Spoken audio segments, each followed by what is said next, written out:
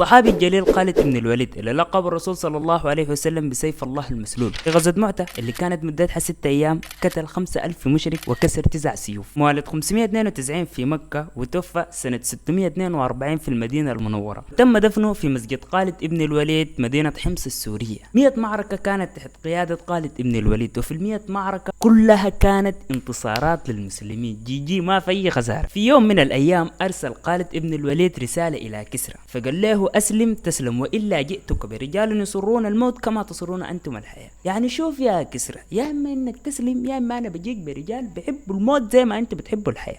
كم كنت عظيما يا خالد. طبعا هنا كسرى كان خايف، فاهمين كيف؟ كان قاعد يرجف كده فاهمين كيف؟ ارسل رساله لملك الصين عشان شنو يجي يفزعه زي ما بقول، يجي شنو ينقذ من الموقف اللي قاعد فيه. كان رد ملك الصين كالعاده، قام قال له شنو؟ قال له يا كسرى لا قبل لي على رجال لو ارادوا قلع الجبال